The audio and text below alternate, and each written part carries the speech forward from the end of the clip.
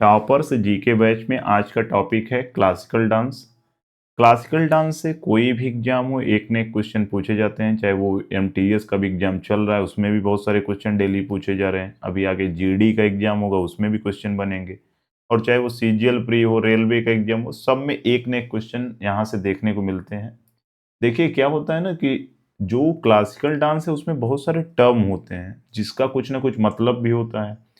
तो नॉर्मली उसका टर्म का जो मतलब होता है वो लोगों को पता नहीं होता, याद भी नहीं होता। तो आज हम ए टू जेड यानी जीरो टू अल्टीमेट इसीलिए लिखा है कि इसके बाद आपको कभी भी क्लासिकल डांस से कोई क्वेश्चन देखने की जरूरत नहीं है।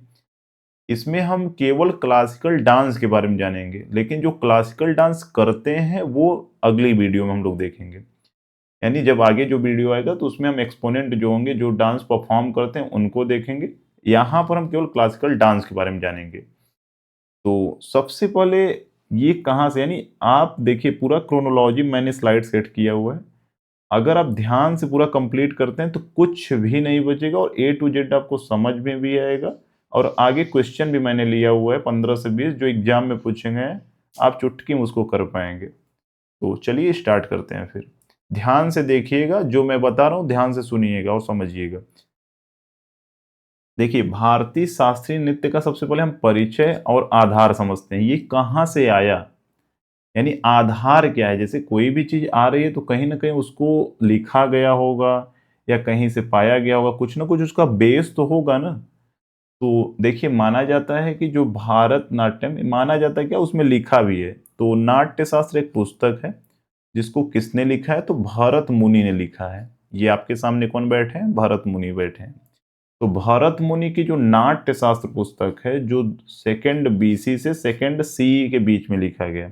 बीसी का मतलब क्या होता है कि एक से पहले का टाइम पीरियड और एक के बाद का टाइम पीरियड। यानी एक, जैसे आज हम लोग 2025 चल रहे हैं, 2026 चल रहा है, तो 2026 के बाद का क्या होगा। जैसे अगर आज को हम एक माने तो उसके बाद का हम सी कहेंगे और उसके पहले का बीसी कहेंगे। उसी प्रकार एक से ये क्रम शुरू हुआ है, यानी जब ईसा का जन्म हुआ है उसी से माना जाता है। कभी इसके बारे में एक छोटी सी वीडियो बनाकर समझा देंगे कि बीसी सी एडी ये सब क्या है।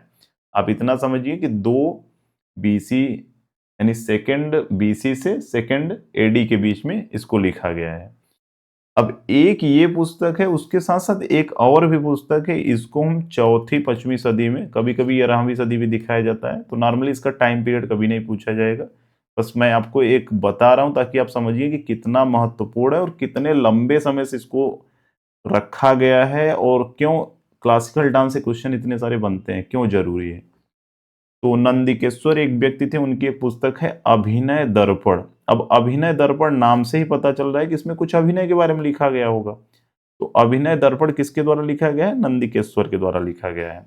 लेकिन सबसे इंपॉर्टेंट अगर पुस्तक दोनों में बात करें तो वो नाट्य शास्त्र ही है, जिसको भरत मुनि ने लिखा है। ये चीज आपको याद रखना है। तो पूरे क्लासिकल डांस का जो बेस क्या है, तो नाट्य शास्त्र। कभी क्वेश्चन बने तो आप आसानी से मार्क कर सकते हैं। अब देखिए नाट्य शास्त्र से कुछ क्वेश्चन बनते हैं, उनको भी देख लेते हैं। नॉर्मली क्या पूछा जाता है कि नाट्य शास्त्र के रचयिता कौन है, तो मैंने अभी बताया भरत मुनि है। उसके बाद कब इसका टाइम पीरियड क्या है, जब ये पुस्तक लिखा गया, तो सेकंड यानी 200 ईसा पूर्व से 200 ईस्वी के बीच में लिखा गया। अगर मैं पूछूं कि इसके बीच में टाइम पीरियड कितना है, तो 400 साल इसके बीच में है। क्योंकि एक है, एक के पीछे 200 है और एक के आगे 200 है, तो 200 200 400। तो यानी 400 वर्षों के बीच में पूरा पूरा इसको लिखा गया है।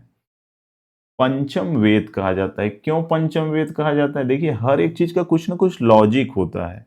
तो पंचम वेद इसको क्यों कहा जाता है।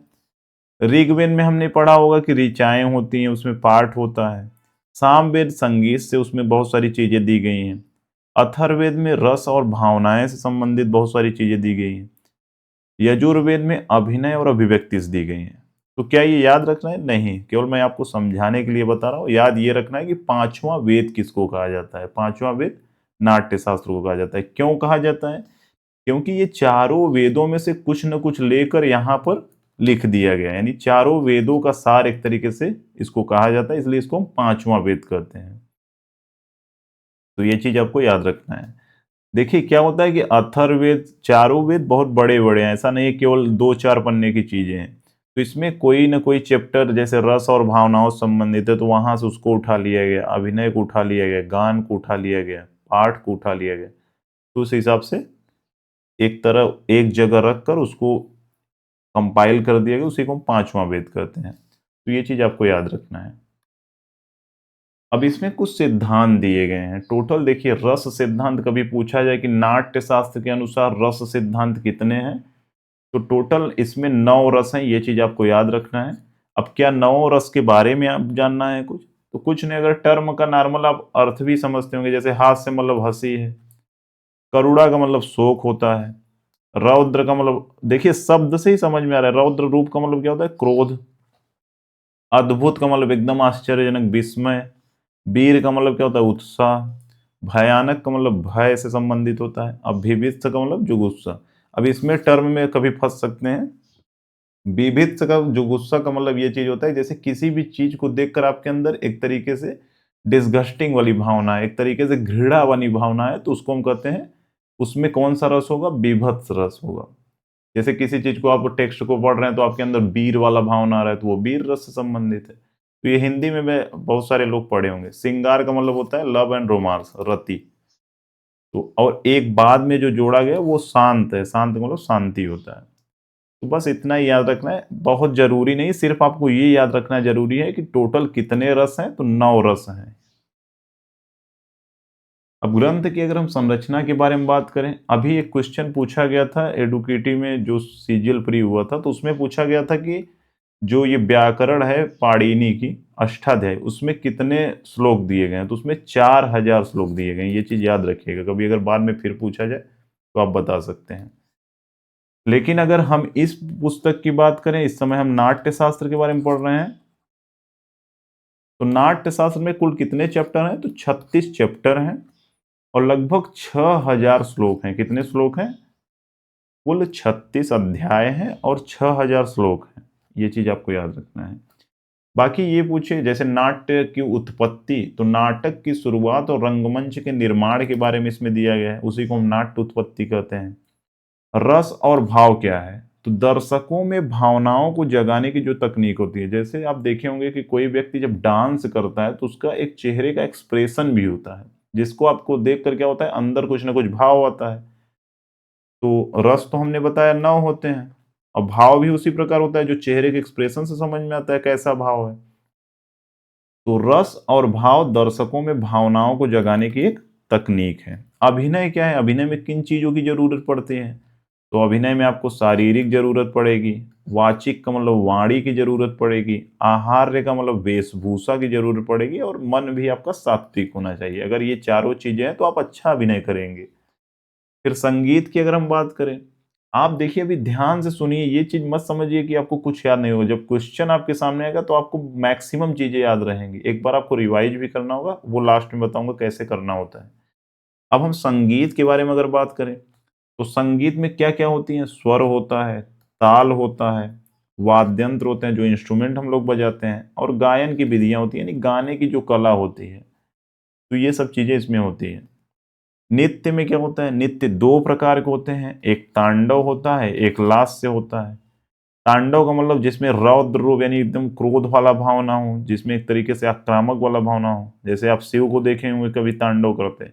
और लास्य क्या होता है, पार्वती से संबंधित है, यानी जिसमें एक तरीके से कोमलता का भाव हो, शांति का भाव हो। तो नित्य कभी पूछे कितने प्रकार के होते हैं, तो 2 प्रकार के होते हैं। ये चीज आपको याद रखना है। अब नाट्य शास्त्र की बात करें तो भारतीय नाट्य शास्त्र कलाओं की नींव क्या है, मैंने अभी बताया कि जितनी भी भारत में जो भी एक तरीके से क्लासिकल या भगवान से रिलेटेड जो चीजें होती हैं, तो वो कहाँ से लिया गया, वो नाट्य शास्त्र पुस्तक से लिया गया। उसी प्रकार से कभी पूछे शास्त्रीय नृत्यों का आधार क्या है, मैंने बताया वो क्या है, नाट्य शास्त्र है। तो यहाँ पर देखिए एक चीज लिखा गया है कि सभी 8 भारतीय जो शास्त्रीय नृत्य हैं, चाहे भारतनाट्यम, ओडिसी हो, कथक हो, और जो भी हैं, सत्रिया, मणिपुरी, कथकली, मोहिनी अट्टम, ओडिसी, कुचिपुड़ी, तो वो जितने भी हैं तो वो अपने सिद्धांत कहाँ से लेते हैं, नाट्य शास्त्र से लेते हैं। देखिए कुछ चीजें जो जानने लायक है, जो जानना जरूरी है, जिनसे क्वेश्चन बनते हैं, वो सब मैं इसमें ऐड किया हूँ। कुछ भी इसके बाहर से आपको कभी भी डाउट भी नहीं है, कुछ भी पढ़ने की जरूरत भी नहीं है। रंगमंच की बात करें तो रंगमंच की रूपरेखा क्या होगी, पर्दे का डिजाइन कैसा होगा, कलाकारों के मंच पे प्रवेश करने के लिए कड़े नियम भी इसमें बताए गए हैं। तो रंगमंच के बारे में भी बताया गया है। एक चीज और आपको ध्यान रखना है कि जैसे नाट्यशास्त्र ये चीज नहीं है कि जैसे क्लासिकल डांस और फोक डांस में लोग अंतर नहीं समझते। देखिए फोक डांस क्या होता है, वो थोड़ा बहुत मनोरंजन ओरिएंटेड होता है, लेकिन जो क्लासिकल डांस होता है ना, वो केवल मनोरंजन के लिए नहीं होता, बल्कि दर्शकों को एक नैतिक और आध्यात्मिक शिक्षा देने के उद्देश्य से लिखा भी गया है और किया भी जाता है। तो आप देखेंगे ज़्यादातर जितने भी क्लासिकल डांस बहुत ज़्यादा जो भी करता है उसको इज्जत भी मिलती है, किसी को पद्मश्री, पद्म विभूषण भी मिलता है। क्यों मिलता है? क्योंकि ये एक तरीके से उच्च कोटि का डांस परफॉर्म है, वो ईश्वर यानी भगवान से रिलेटेड है। अब हम और अंदर चलते हैं तो हम जानेंगे कि भारतीय नृत्य की जो संख्या, जैसे नॉर्मली हमने सुना है कि जो क्लासिकल डांस है वो 8 है, तो वो कौन प्रमाणित करता है? तो जो 8 की मान्यता दी गई है वो कौन देता है? जो 8 की मान्यता दी गई है वो संगीत नाटक अकादमी द्वारा दिया गया है। कभी ये पूछे कि संगीत नाटक अकादमी के अनुसार भारतीय शास्त्रीय नृत्य कितने हैं, तब 8 होगा। लेकिन अगर कभी भी ये पूछे कि संस्कृति मंत्रालय के तहत कितने हैं, तब उसमें कितना होगा? 9 होगा। तो 9वां कौन सा ऐड होगा? छऊ। और छऊ कितने जगह किया जाता है? 3 जगह किया जाता है, वो हम लोग आगे आगे देखेंगे। तो 8 कभी भी ये चीज आपको याद रखना है कि संगीत नाटक अकादमी के तहत अगर कभी ऑप्शन में अगर अभी आपको कंफ्यूज करने का प्रयास करे कि 8 और 9 दोनों दिया, तो आप वहां पर ध्यान से देखेंगे तो आपको पता चलेगा संगीत नाटक अकादमी द्वारा पूछा जा रहा है कि संस्कृति मंत्रालय द्वारा पूछा गया है। जब संगीत नाटक अकादमी द्वारा पूछा जाएगा तो 8 होगा, संस्कृति मंत्रालय द्वारा पूछा जाएगा तो 9 होगा। 9वां कौन होगा? छऊ होगा। यहाँ पर इमेज थोड़ा सा इधर उधर हो गया, ये 8 इधर होगा, ये 9 इधर होगा। अब बात करते हैं भारत के शास्त्रीय नृत्य। भारत के शास्त्रीय नृत्य जैसे अभी मैंने बताया 8 है। अब 8 कहाँ कहाँ है, कौन है, तो ये इसमें आप देखेंगे एक तरीके से ओवरव्यू है कि कहाँ कहाँ से। देखिए जब भी आप कभी कोई हिस्ट्री पढ़िए, जियोग्राफी पढ़िए, अगर वहां पर मैप की जरूरत है तो जरूर ऐड करिए, ताकि आपके दिमाग में वो लंबे समय तक रहें।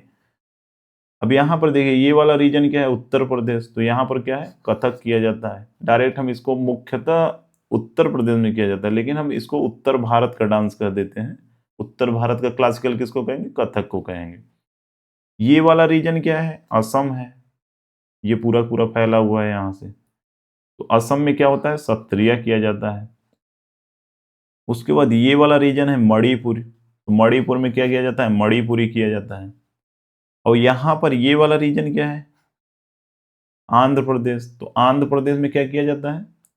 कुचिपुड़ी किया जाता है। अभी इसके बारे में हम सब चीज जानेंगे, डिटेल में समझेंगे जो जो इंपॉर्टेंट है। आंध्र प्रदेश के जस्ट ऊपर क्या है? ये उड़ीसा वाला रीजन है, तो उड़ीसा वाले में ओडिसी किया जाता है। भारतनाट्यम तमिलनाडु में किया जाता है, ये तमिलनाडु वाला रीजन है। और ये केरला वाला रीजन है, तो केरला में क्या क्या किया जाता है? मोहिनी अट्टम किया जाता है, कथकली किया जाता है। तो कैसे याद रखना है? नॉर्थ इंडिया का तो ऑलरेडी बहुत सारी बात आप सुने भी होंगे कि कथक से संबंधित है।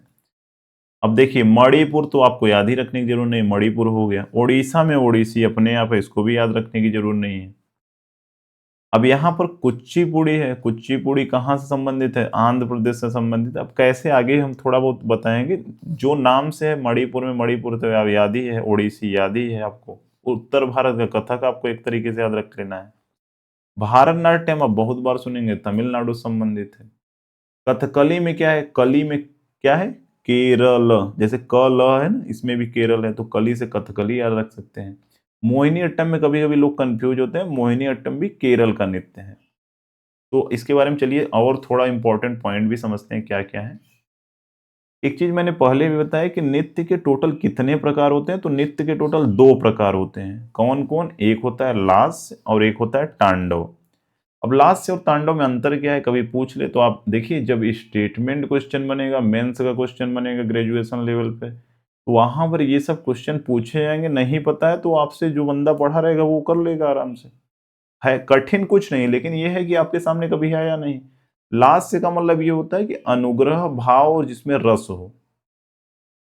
ज्यादातर ये स्त्री प्रधान से संबंधित है। स्त्रियों के अंदर आप देखेंगे कि पुरुष नॉर्मली मतलब तुलनात्मक रूप से ज्यादा कभी कभी क्रोध दिखाते हैं, स्त्रियां कम दिखाती हैं। तो लास्ट में क्या होता है कि स्त्री से संबंधित है और देवी पार्वती से जुड़ा है। इसमें अनुग्रह भाव और रस होता है, कोमलता में ये किया जाता है। तांडव क्या होता है? तांडव में एक लय होता है, शक्ति को दिखाया जाता है, गति को दिखाया जाता है, बहुत फास्ट होता है, आप देखे होंगे कभी। ये पुरुष प्रधान से संबंधित है, भगवान शिव से जुड़ा हुआ है। तो तांडव तो वैसे भी आप शिव तांडव बहुत बार सुने होंगे, तो वो तो आपको याद ही है, लेकिन लास्ट से आपने पहली बार शायद सुना होगा। तो लास्ट से का मतलब देवी पार्वती से संबंधित है, ये याद रखना है आपको। अब नृत्य के देखिए कितने घटक होते हैं। कभी कभी पूछा जाता है नृत्य के कितने घटक होते हैं, नित्य क्या होता है। जैसे यहाँ देखिए नित्य लिखा है, नित्य नहीं लिखा है, यह नहीं लिखा है, यहाँ केवल टी लिखा है, त लिखा है। तो इसमें देखिए कभी सामने आ जाए तो आप सोचेंगे ये क्या पूछ लिया, कभी तो मैंने पढ़ा ही नहीं। तो कन्फ्यूजन नहीं क्रिएट करना है। नित्य क्या होता है, कभी ये पूछे कि नित्य, नित्य के यानी टोटल 3 एलिमेंट ऑफ डांस कितने होते हैं? 3। तो नित्य के कितने घटक होते हैं? 3 घटक होते हैं। एक होता है नित्य, नित्य, नाट्य। अब नित्य क्या है? जिसमें शुद्ध नृत्य यानी प्योर डांस होता है। क्या है? Pure dance. प्योर डांस का मतलब क्या होगा? इसमें एक्सप्रेशन नहीं होगा। नॉर्मली क्या होता है, डांस हम लोग करते हैं तो उसमें एक्सप्रेशन भी ऐड करते हैं, चेहरे का एक भाव भी होता है। लेकिन जो नृत्य होता है, त वाला होता है, इसमें भाव नहीं होता। इसमें केवल शारीरिक गतिविधियां होती हैं, यानी इसमें ताल होगा, लय होगा, केवल एक फिजिकल मूवमेंट होगा बस। लेकिन केवल कोई एक्सप्रेशन इसमें नहीं दिखाया जाएगा। तो आज के बाद कभी कंफ्यूज मत होइएगा कि नित्य और नित्य में क्या अंतर है।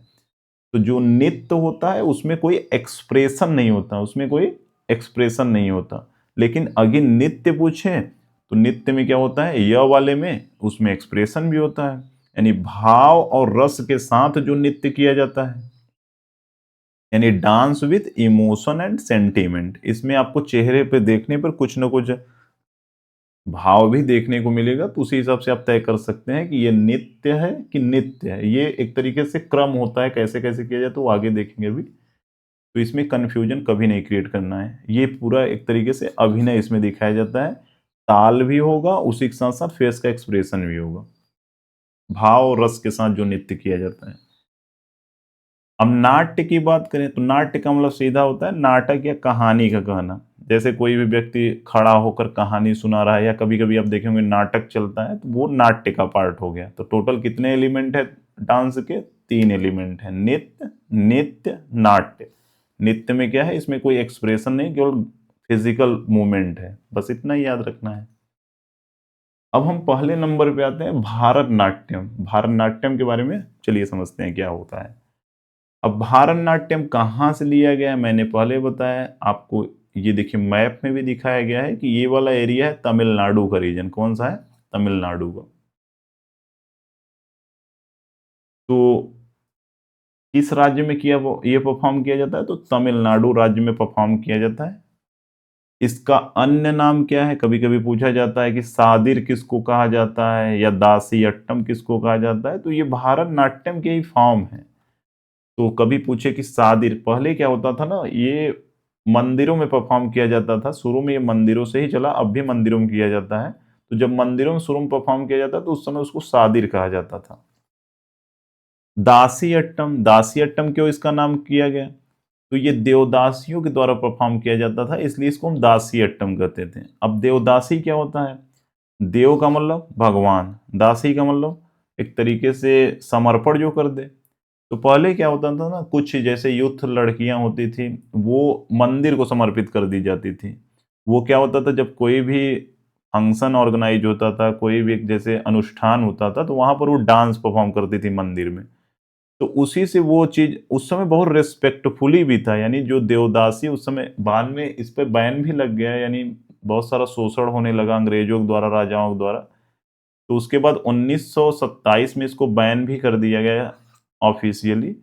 किसने इसको बैन कराया था या कौन बिल लाया था? तो मुथु लक्ष्मी उनका नाम था। ये चीज याद रखिएगा, ये क्वेश्चन पूछा भी गया है कि 1927 ईस्वी में देवदासी को एक तरीके से खत्म कर दिया गया, मतलब एक तरीके से निषेध कर दिया गया, प्रोहिबिटेड कर दिया गया। किसके द्वारा? तो मुथुलक्ष्मी ने बिल लाया था, उनके द्वारा। लेकिन कभी ये पूछे कि भारतनाट्यम पर पहली बार बैन कब लगा, तो 1910 में लगा। कब लगा? 1910 में।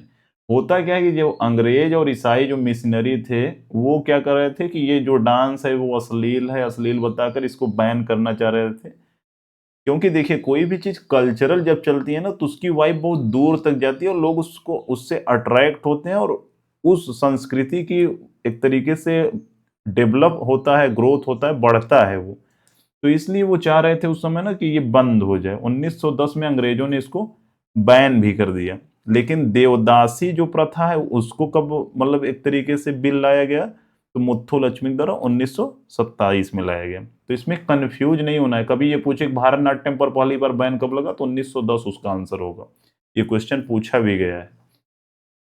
तो कहां पर ये परफॉर्म किया जाता है? तमिलनाडु राज्य में किया जाता है। अन्य नाम क्या है? सादिर भी इसको कहा जाता है। सादिर पहले था, लेकिन बाद में इसको भारतनाट्यम से जाना जाने लगा। इसमें कुछ लोगों का रोल है, वो भी आगे देखेंगे। दासी अट्टम क्यों कहा जाता है? क्योंकि ये देवदासियों द्वारा शुरू में परफॉर्म किया जाता था, बाद में वो 1927 में बैन कर दिया गया देवदासी प्रथा को। इसको हम अग्नि नृत्य के नाम से भी जानते हैं। तो ये तीन नाम है जो भारत नाट्यम के ही एक तरीके से नाम है। कोई पहले था, कोई बाद में था, आपको यही याद रखना है। तो सादिर अट्टम, दासी अट्टम, या देवदासियों के द्वारा परफॉर्म किए जाने वाले नृत्य, या अग्नि नृत्य।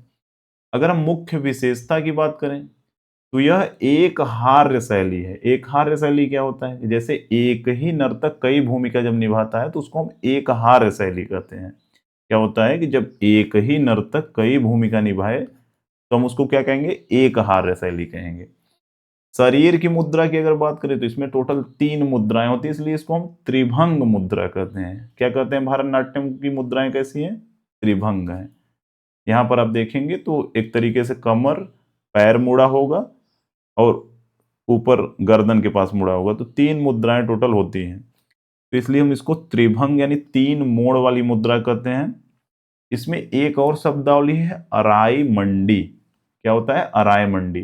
तो अराई मंडी का मतलब ये होता है कि जब अर्ध बैठक अवस्था, जैसे कोई भी इंसान आधा बैठा हुआ है, तो उसको हम क्या कहेंगे? अर्ध बैठक अवस्था को अराई मंडी कहेंगे। जैसे आप जाएंगे मंडी में, जब सब्जी लेने जाते हैं, तो आप आधा ही तो बैठते हैं, पूरा बैठते हैं क्या? पूरा पलथी मार के तो बैठते नहीं है, आधा ही बैठते हैं। इसलिए अराय मंडी, मंडी से आप याद रखिएगा कि अराय मंडी मतलब अर्ध बैठक अवस्था होता है, और शरीर की इसमें मुद्राएं त्रिभंग होती हैं। अब ये चिदम्बरम मंदिर के गोपुरम में भी इसकी मुद्राएं उकेरी गई हैं। अब चिदम्बरम मंदिर कहाँ है? साउथ में है। ये आपके सामने चिदम्बरम मंदिर है। तो चिदम्बरम मंदिर में ये सामने आप देख रहे हैं, ये जो डांस फॉर्म यहाँ पर आपको दिया गया है, ये कौन सा डांस फॉर्म है? भारतनाट्यम ही है। तो ये चीज आपको याद रखना है। कभी ये पूछे कि कौन से मंदिर पे आपको ये भारतनाट्यम के साक्ष्य मिलते हैं, तो चिदम्बरम मंदिर के गोपुरम में इसकी मुद्राएं उकेरी गई हैं। तो बस इतना आपको याद रखना है। तमिलनाडु में है सादिर, दासी अट्टम, देवदासियों द्वारा परफॉर्म किया जाता है। अग्नि डांस भी करते हैं। एक हार्य क्यों किया जाता है? क्योंकि एक ही नर्तक कई भूमिका निभाते हैं। त्रिभंग अवस्था इसमें होती है। अराय मंडी क्या होता है? अर्ध बैठक को हम कहते हैं। चिदम्बरम मंदिर के गोपुरों में इसकी मुद्राएं उकेरी गई हैं। 1910 में भारतनाट्यम को बैन किया गया है, और 1927 में देवदासी प्रथा को खत्म किया गया। अब इसमें देखिए, प्रदर्शन का एक क्रम होता है। भारतनाट्यम जैसे परफॉर्म जब किया जाता है, तो उसमें एक प्रदर्शन का सीक्वेंस होता है, कैसे कैसे शुरू से अंत होगा। तो यहाँ पर देखिए, कभी कभी इसमें आप कंफ्यूज में, अगर देखिए कभी कठिन क्वेश्चन बनेगा ना, तो ये क्वेश्चन पूरा क्रम पूछ लेगा, और मैक्सिमम लोग आंसर नहीं कर पाएंगे वहां पर। तो होता क्या है कि एक ट्रिक भी इसमें मैंने बनाया है। आज जाओ सुबह, वरना पापा थोड़ा मारेंगे। अब क्या हो रहा है, जैसे मैं आपसे कह रहा हूं कि आज जाओ सुबह, मान लीजिए आप कोई खेल खेलते हैं, या मान लीजिए कोचिंग जाते हैं सुबह, तो मैं कह रहा हूं आज जाओ सुबह। अब आप फील करिए। देखिए, कभी कभी जब विजुअलाइज करते हैं ना, तो चीजें मैक्सिमम टाइम आपके दिमाग में रहती हैं। तो आज जाओ सुबह, मैं आपसे क्या कर रहा हूं? आज जाओ सुबह, वरना पापा थोड़ा मारेंगे। अगर पापा आ गए तो थोड़ा मारेंगे। तो इसी से आपको याद रखना है। 1-2 बार जब पढ़ेंगे तो अपने आप याद हो जाएगा। आज से क्या हो गया, आज से अला रिप्पू। अला रिप्पू का मतलब क्या होता है, कली का खिलना। अब बहुत बार ये क्वेश्चन पूछा गया अला रिप्पू कि अला रिप्पू का मतलब क्या होता है, यही ये सब टर्म है, अगर टर्म का आपका मतलब नहीं पता है ना तो बहुत सारे क्वेश्चन आप गलत कर देंगे। अला रिप्पू का मतलब क्या होता है, कली का खिलना। फिर उसके बाद आता है जाओ, जाओ से क्या होगा, जाओ से क्या होगा, जाति स्वरम। जाति स्वरम का मतलब शुद्ध नृत्य है, क्या है, प्योर डांस है। अब मैंने अभी बताया जिसमें केवल त होगा उसमें क्या होगा, उसमें भाव यानी एक्सप्रेशन नहीं होगा, केवल क्या होगा, मूवमेंट होगा। यानी यहां पर आप देखेंगे पैर की मूवमेंट यानी पूरी फिजिकल मूवमेंट होगी, लेकिन फेस का एक्सप्रेशन इसमें नहीं होगा। उसके बाद आता है आज जाओ सुबह। सुबह स से क्या हो जाएगा, शब्दम। स से क्या हो जाएगा, स से क्या हो जाएगा, शब्दम हो जाएगा। कलर ही नहीं फिट बैठ रहा है, हाँ। तो स से शब्दम हो जाएगा। शब्दम का मतलब यह है कि भाव और अभिनय का जब परिचय होता है, यानी एक्सप्रेशन का परिचय होता है, तो उसको हम शब्दम कहते हैं। उसके बाद फिर होता है वर्णम। वर्णम का मतलब होता है सबसे महत्वपूर्ण होता है, यानी सेंटर में एकदम रहता है ये। क्यों सेंटर में रहता है, आज जाओ सुबह, यहां पर तीन इधर हो गया, तीन इधर हो गया, और भी का मतलब क्या हो गया, वर्णम हो गया। भी का मतलब वर्णम, तो ये क्या है, एकदम सेंटर में तीन इधर तीन इधर, बीच में ये हो गया। यहां पर एक और होता है, लास्ट में भी बता रहा हूं। तो अलारिप्पू का मतलब कली का खिलना हो गया। जैसे कोई फूल आप देख रहे हैं, अब बोल रहे हैं अला रे अला, ये कैसा फूल खिला है, मतलब नॉर्मली देखिए कुछ ना कुछ बोलेंगे ना तो आप अपने आप अंदर आपके बस जाएगा। आप आश्चर्य हो रहे हैं फूल को देखकर, अला रे कैसा फूल खिला है, तो इस तरीके से आप बोल सकते हैं। तो उसका मतलब क्या हो गया, आला से अलारिप्पू, फूल का खिलना। जाति स्वरम क्या हो गया, जाति स्वरम में केवल प्योर डांस है। अब जैसे कहते हैं कि जैसे मान लीजिए इसी में कुछ जोड़ लीजिए, जाति पाति की बात आ गई तो वहां पर जो सामने वाला बात व्यक्ति है डांस कर रहा है वो एक्सप्रेशन नहीं दिखा रहा है। जाति पाति की जब बात आ गई तो वो एक्सप्रेशन नहीं दिखा रहा है, केवल क्या है उसमें, वो केवल प्योर डांस कर रहा है, यानी मूवमेंट कर रहा है लेकिन फेस पे एक्सप्रेशन नहीं है। शब्दम का मतलब क्या हो गया, शब्दम का मतलब जब शब्द का मतलब शब्द बोलेगा मुंह से तो कुछ ना कुछ एक्सप्रेशन भी होगा। तो शब्दम में क्या होगा, भाव और अभिनय का परिचय होगा, उसमें एक्सप्रेस करेगा कुछ चीजों को। वर्णम क्या होता है, वर्णम एकदम सेंटर पीस होता है, आप यही देखे होंगे भारतनाट्यम में, यही वाला फॉर्म आप ज्यादातर देखे होंगे। उसके बाद पदम होता है, पदम मतलब पापा से हम पदम को याद रख सकते हैं। पदम क्या होगा, अभिनय प्रधान होगा, यानी इसमें पूरा पूरा अभिनय को ज्यादा इसमें दिखाया जाएगा। उसके बाद थोड़ा से हम याद रखेंगे तिल्लाना को। और तिल्लाना का मतलब क्या होता है, समापन होता है। और यम जो लास्ट में होता है उसको हम मंगलम कहते हैं, याद रखिएगा। तो समापन के बाद मंगलम हो जाता है, पूरा पूरा ये क्रम होता है, कैसे कैसे पूरा परफॉर्म किया जाता है भारतनाट्यम को। आज जाओ सुबह वरना पापा थोड़ा मारेंगे। तो अला रिप्पू जाति स्वरम पहले याद रख लीजिए, उसके बाद शब्दम वर्णम पदम, तीन ऐसे बोलकर याद रख लीजिए। तिल्लाना मतलब लास्ट में हो गया, समापन की ओर बढ़ रहे हैं। तो बस इसी प्रकार से एक दो बार रिवाइज करेंगे तो आपको याद रहेंगी चीजें। अब भारतनाट्यम संगीत और कलाकार की अगर हम बात करें, तो संगीत देखिए क्या होता है, भारत में दो तरीके से क्लासिकल म्यूजिक है, एक है हिंदुस्तानी शास्त्रीय संगीत और एक है कर्नाटक संगीत। तो ये जो भारत नाट्यम है, जो साउथ में जितनी भी चीजें नॉर्मली परफॉर्म की जाती हैं वो कर्नाटक संगीत पर आधारित होती हैं। तो ये साउथ वाली जो चीजें हैं वो कर्नाटक संगीत पे, उसी से आप गेस भी कर सकते हैं कभी आपको याद ना आए तो। पूरी तरीके से ये कर्नाटक संगीत पर आधारित होता है। इसमें कुछ वाद्य यंत्र विशेष होते हैं, कौन से वाद्य यंत्र हैं, तो एक तो मृदंगम है, मुख्य ताल वाद्य यंत्र है, ताल का मतलब जो पीटा जाता है। एक है नादस्वरम। अब नॉर्मली कभी कभी जो उत्तर भारत में इसको भोंपा भी कहते हैं, आप कभी मेला में गए होंगे देखे भी होंगे, तो इसको जो सही इसका नाम है उसको हम नादस्वरम कहते हैं। तो ये पवन वाद्य यंत्र है। उसके बाद कुछ और चीजें हैं जैसे बांसुरी हो गया, वायलिन हो गया और बीड़ा। तो ये कुछ इसमें जो वाद्य यंत्र यहाँ पर आपके सामने देखिए, सब लोग बैठे हैं, पांच लोग। तो वही चीज परफॉर्म भी कर रहे हैं। यहाँ बीड़ा एक व्यक्ति लिया हुआ है, एक व्यक्ति भोंपा लिया हुआ है, एक व्यक्ति मृदंगम लिया हुआ है, और यहाँ पर दिखाई नहीं दे रहा लेकिन एक वायलिन और एक बीड़ा है, एक बांसुरी है और एक नादस्वरम, एक मृदंगम। प्रसिद्ध कलाकार की बात करें तो रुक्मणी देवी अरुंडेल, इसमें बहुत ज्यादा बार पूछा गया कि रुक्मणी देवी अरुंडेल किससे संबंधित है, तो भारत नाट्यम से संबंधित है। ये बहुत महत्वपूर्ण इनकी भूमिका भी रही है भारत नाट्यम को आगे ले जाने में। इन्होंने कला क्षेत्र फाउंडेशन की स्थापना की और पूरे दुनिया में एक तरीके से भारतनाट्यम को वैश्विक पहचान दिलाई। तो इसलिए रुक्मणी देवी अरुंडेल बहुत ज्यादा फेमस है, तो इस प्रकार याद रखना है। ये जो और भी ये परफॉर्मर हैं जो भी परफॉर्म कर रहे हैं उनको हम एक अलग वीडियो में देखेंगे। अभी हम केवल कोर समझ रहे हैं कि पूरा क्लासिकल डांस है क्या, उसके बारे में क्या है, क्यों किया जाता है। ई कृष्णन अय्यर, तो भारतनाट्यम के पुनरुद्धार में बहुत बड़ी इन्होंने भूमिका निभाई है। पुनरुद्धार का मतलब होता है जैसे कोई भी एक डांस फॉर्म है, फिर 1910 में बैन किया गया, फिर धीरे धीरे फिर लो में एकदम चला गया, फिर उसको ऊपर लाया, तो वो कौन लाया, ई कृष्णा अय्यर ने लाया। टी बाला सरस्वती, इनको हम अभिनय की रानी माना जाता है। तो कभी भी ये पूछे कि अभिनय, भारतनाट्यम में अभिनय की रानी किसको कहा जाता है, तो टी बाला सरस्वती को कहा जाता है। उसके बाद यामिनी कृष्णमूर्ति और सोनल मानसिंह, तो यामिनी कृष्णमूर्ति और सोनल मानसिंह ये दोनों दो दो डांस परफॉर्म करती हैं। भारतनाट्यम के साथ साथ अगर कुचिपुड़ी कभी पूछे तो यामिनी कृष्णमूर्ति करती हैं, और सोनल मानसिंह की बात करें तो भारतनाट्यम के साथ ओडिसी भी करती हैं।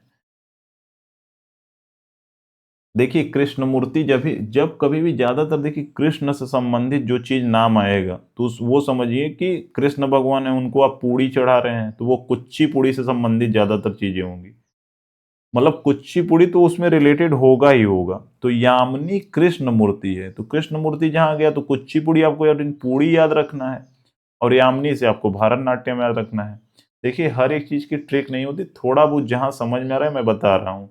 सोनल मानसिंह में कैसे याद रखना है, तो सोनल में क्या है, सोनल, ओनल, सोनल में ओनल है, ओ से क्या हो गया, ओडिसी हो गया, भारतनाट्यम तो है ही। तो सोनल मानसिंह कौन सा एक और करती हैं, तो भारतनाट्यम के साथ साथ ओडिसी भी परफॉर्म करती हैं। अब हम सेकंड पे आ गए हैं। सेकंड क्या है, कथक है। देखिए भारतनाट्यम कुछ कुछ में बहुत सारा चीजें जो जानना जरूरी है, और कुछ कुछ ऐसे क्लासिकल है जिसमें थोड़ी बहुत चीजें जानना जरूरी है। अब जैसे कथक है, कथक में थोड़ी ही चीजें जानना जरूरी है। तो कथक उत्तर भारत का शास्त्रीय नृत्य है। अब उत्तर भारत का मतलब ये वाला जो रीजन है वो क्या है, उत्तर भारत। अब उत्तर भारत में अगर मेन रीजन पूछे सबसे ज्यादा कहाँ परफॉर्म किया जाता है, कहाँ विकसित हुआ, तो वो उत्तर प्रदेश वाला रीजन है। ये क्या है, उत्तर प्रदेश, यूपी वाला रीजन है। क्या है, यूपी। अब उत्पत्ति यानी मैंने बताया कि उत्तर भारत में उत्पत्ति उत्तर भारत में होती है, मुख्यतः उत्तर प्रदेश में होती है।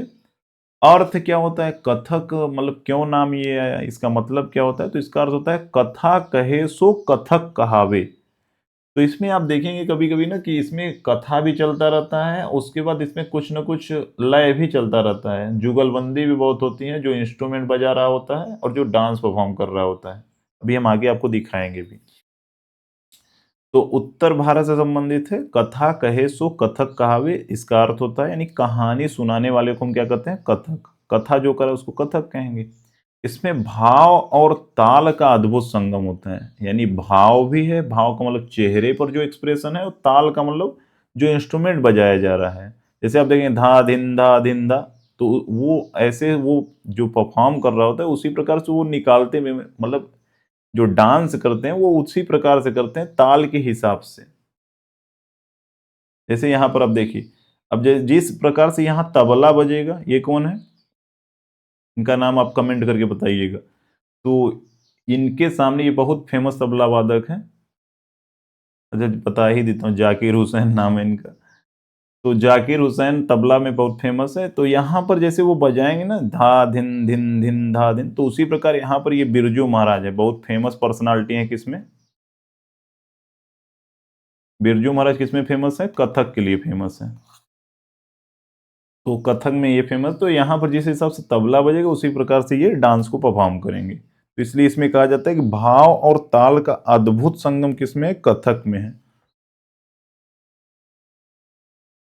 अब कथक की कुछ मुख्य विशेषताएं हैं, जैसे कभी पूछा जाए कि कथक में कौन सी वेशभूषा का, किस कल्चर की वेशभूषा का प्रयोग किया जाता है, तो फारसी कल्चर की वेशभूषा का प्रयोग किया जाता है। तो यहाँ पर आप देखेंगे ये कौन सा डांस, जो वेशभूषा यानी एक तरीके से जो अटायर है, जो कपड़े पहने हुए लड़की है, तो वो फारसी वेशभूषा है। तो फारसी वेशभूषा और संस्कृति का इसमें प्रयोग किया जाता है। क्यों किया जाता है? क्योंकि इसमें मुगल का बहुत ज्यादा इम्पैक्ट पड़ा है। तो मुगल का इसमें प्रभाव बहुत ज्यादा पड़ा। अगर हम प्रमुख घराने की बात करें, तो प्रमुख घराने की बात करें तो इसमें चार घराने सबसे ज्यादा फेमस हैं। एक है बनारस घराना, बनारस घराने के बाद एक है रायगढ़ घराना, एक है जयपुर घराना। जयपुर घराने किसके लिए फेमस है? लय और गति के लिए फेमस है। और लखनऊ घराना, लखनऊ घराना किसके लिए फेमस है? तो भाव यानी नजाकत, एक्सप्रेशन के लिए फेमस है। तो घराने क्या होते हैं? जैसे क्या होता है कि एक परम, जैसे एक व्यक्ति है, फिर उनके बच्चे, बहुत सारे लोग उसी घर में जुड़ते चले जा रहे हैं और उसी डांस फॉर्म को परफॉर्म कर रहे हैं, तो वो घराना बन जाता है धीरे धीरे। लगता है किस घराने से बिलोंग करते हैं। तो ओवरऑल अब देखेंगे ये जो कथक बिरजू महाराज है, ईश्वरी नाम था उनका, ईश्वरी प्रसाद के घराने से हैं। तो कुछ कुछ जो नाम फेमस है वो हम बाद अगली वीडियो में देखेंगे। इसमें आपको केवल जो क्लासिकल से संबंधित है उतना ही देखेंगे। तो प्रमुख घराने आपको याद रखना है, लखनऊ घराना, जयपुर, बनारस, ये तीनों घराने सबसे ज्यादा फेमस हैं। बाकी रायगढ़ घराना भी आपको याद रखना है। ये कथक के मुख्य घराने हैं। तकनीकी विशेषता क्या है? तो इसमें तकनीकी विशेषता एक है कि पैरों की जो गति होती है, गति को हम तत्कार कहते हैं। यही सब देखिए शब्द हैं जो पूछे जाएंगे तो आपको उस समय पता नहीं होगा, ध्यान से आप पढ़े रहेंगे तो सब चीजें पता रहेंगी। इस क्लास को कंप्लीट करने के बाद कुछ भी बाहर से नहीं पूछा जाएगा, ये चीज याद, एकदम कॉन्फिडेंस अपना बूस्ट करके रखिए कि पैरों की जो गति होती है वो तत्कार होती है, उसको हम तत्कार करते हैं, और चक्कर भी उसमें लगाया जाता है। तो ये चीज याद रखना है, फुटवर्क को हम तत्कार करते हैं और जैसे घूमते हैं तो उसको हम चक्कर करते हैं, पायरोट्स करते हैं। तो इंग्लिश उतना थोड़ा कठिन भी हो जाता है, तो चक्कर आपको याद रखना है। जुगलबंदी मैंने अभी आपको पीछे भी दिखाया कि उधर जाकिर हुसैन क्या बजा रहे हैं? तबला। इधर बिरजू महाराज क्या कर रहे हैं? डांस। तो नर्तक और तबला वादक के बीच प्रतिस्पर्धा होती है। जिस प्रकार से वो तबला में ध्वनि निकालेंगे उसी प्रकार से डांस को परफॉर्म करेंगे। तो कभी पूछे जुगलबंदी किस में चलती है? तो वो कथक में चलती है। अब कथक में कुछ और चीजें हैं। हमने उत्तर प्रदेश, राजस्थान तो कम ही है, जयपुर घराना का हमने देखा। तो सबसे ज्यादा तो उत्तर प्रदेश घराने में ये चीजें हैं। बाकी फिर जटिल पद संचालन को मैंने बताया तत्कार करते हैं, और तेज चक्कर भी इसमें होता है। कथावाचन यानी स्टोरी टेलिंग इसमें चलती है। भावपूर्ण अभिनय होता है। भावपूर्ण अभिनय क्यों होता है? अभी आपको ये इमेज देखने, अब देखें यहाँ पर आप, बिरजू महाराज बहुत ज्यादा फेमस भी हैं। तो एक्सप्रेशन आपको समझ रहे हैं, कुछ ना कुछ तो ये कहना चाह रहे हैं ना। तो यहाँ पर आप एक्सप्रेशन समझ पा रहे होंगे कि कुछ न कुछ इसका भाव का मतलब जरूर है। तो उसी प्रकार से इसको इसलिए कहा जाता है कि ये भावपूर्ण अभिनय है। कैसा अभिनय है? कथक भावपूर्ण अभिनय है। तो कथावाचन इसमें का स्टोरी टेलिंग भी चलती है। घराने की बात करें तो लखनऊ, जयपुर, बनारस मैंने बताया है, रायगढ़ भी इसमें आता है। संगीत की बात करें, अब देखिए उत्तर भारत में, यहाँ वाले रीजन में है, उत्तर भारत वाले रीजन में, तो उत्तर भारत वाले रीजन में ज्यादातर हिंदुस्तानी शास्त्रीय संगीत चलता है। अब हिंदुस्तानी शास्त्रीय संगीत के अंदर कुछ शैलियां हैं। तो इसमें भी अगर देखेंगे तो कथक में ध्रुपद, ठुमरी, तराना, ये तराना होगा, माँ नहीं ना होगा। तो ध्रुपद, ठुमरी और तराना ये सब संगीत की शैलियां हैं। तो ये 8 प्रमुख शास्त्रीय नृत्यों में से एक है, वो मैंने बताया, दूसरा भी चल भी रहा है। तो हिंदुस्तानी शास्त्रीय संगीत में 3 शैलियां इसमें ज्यादातर प्रयोग की जाती है कथक में। अब हम प्रसिद्ध कलाकार की बात करें तो बिरजू महाराज का नाम तो मैं कभी का ले रहा हूं, आपको याद भी हो गया होगा। कथक का संबंध किससे? बिरजू महाराज से। सितारा देवी भी बहुत फेमस है, और शोभना नारायण, शोभना नारायण भी बहुत ज्यादा फेमस है। तो नाम फिर भी बता रहा हूँ, बाद में एक वीडियो में हम लोग पूरा देखेंगे कंप्लीट। तो अभी आपको ये जो टर्मिनोलॉजी है उसको आपको याद रखना है, किसका क्या मतलब है। अब बात आती है तीसरे नंबर पे है कथकली। क्या है? कथकली। तो कथकली क्या है? कथकली केरल से संबंधित है। कहाँ पर केरल है? तो बहुत सारे लोगों को कुछ भी ना बने, तो देखिए मैप बहुत ज़्यादा ज़रूरी है। तो ये वाला रीजन क्या है? केरल। यहाँ से 2 डांस फॉर्म उदय होते हैं। अब देखिए यहाँ मैप आपको याद है, अब 2 डांस फॉर्म है, तो एक कथकली हो गया और एक मोहिनीअट्टम हो गया। तो के बाद यल नहीं, यम। तो एक कथकली, एक मोहिनीअट्टम। तो यहाँ पर कथकली क्या है? तीसरा कथकली है, तो केरल से संबंधित है। कथकली का मतलब क्या होता है, अर्थ क्या होता है? तो इसमें कथा भी है और कला भी है। कथा का मतलब कहानी हो गया, कहानी तो होगा ही, उसके साथ साथ कला भी होगा, तो नाटक भी होगा, यानी एक तरीके से प्रदर्शन भी होगा। तो कहानी के साथ साथ जो नाटक का प्रदर्शन होता है, उसी को हम कथकली कहते हैं। तो एक तरीके से कथा भी होगी और कला भी होगा। कथा कहा जा रहा है, कला परफॉर्म किया जा रहा है। तो कथकली में क्या होता है? कहानी और नाटक। मुख्य विशेषता क्या है? तो यह एक नृत्य नाटक यानी डांस और ड्रामा है। मैंने बताया ना, कथकली में होता हो क्या रहा है? कथा और कला है। तो इसमें डांस भी होगा और ड्रामा भी होगा। ड्रामा मतलब नाटक भी होगा। ये रामायण और महाभारत की कहानियों पर आधारित होता है। तो कभी भी पूछे कि कथकली किस पर आधारित होता है, तो रामायण और महाभारत पर आधारित होता है। अब इसमें अभी लास्ट में मैं कुछ चीज़ों को बताऊंगा, कन्फ्यूजन नहीं क्रिएट करना है। अभी सत्रिया और मणिपुरी में आप थोड़ा बहुत कन्फ्यूजन, क्योंकि देखिए मणिपुरी क्या होता है, वो रासलीला संबंधित है। सत्रिया क्या है, उसमें राम और कृष्ण संबंधित है। और यहाँ क्या हो रहा है, रामायण और महाभारत की कहानियों से संबंधित है। तो कुछ ना कुछ थोड़ा बहुत अंतर है, वो चीज़ आपको ध्यान रखना होगा। तो यह एक नृत्य नाटक यानी डांस ड्रामा है, रामायण और महाभारत की कहानियों से संबंधित है। अब इसमें सबसे बड़ी चीज क्या है ना, कि ये जो आप फेस देख रहे हैं, तो फेस का जो एक मेकअप होता है और पूरा वेशभूषा, ये बहुत ज्यादा, और इसमें आई यानी जो आंख का एक तरीके से कला उसमें दिखाया जाता है इधर उधर, तो वो भी बहुत ज्यादा जरूरी है। तो वेशभूषा और मेकअप बहुत इंपॉर्टेंट होता है। बहुत भारी और रंगीन मेकअप होता है इसमें। चेहरे के रंग पात्र का स्वभाव बताते हैं। अब इसमें देखिए कि अलग अलग कलर का जब चेहरा होगा, तो अलग अलग उसमें रूप भी एक तरीके से दर्शाया जाएगा कि वो किसका मतलब परफॉर्म कर रहे हैं। तो यहां पर देखिए हरा भी होता है, लाल भी होता है और काला भी होता है। तो चेहरे के रंग पात्र का क्या बताते हैं, स्वभाव बताते हैं। ये चीज आपको याद रखना है। देखिए पूरा मैं A to Z रिसर्च करके इस क्लास को लाया हूँ। ये चीज नहीं कुछ भी पढ़ा नहीं दे रहा हूँ। कुछ भी पढ़ा दूंगा तो सब आप क्वेश्चन पूरा नहीं, फिर क्वेश्चन बनेगा तो लोगे कहाँ से आ गया।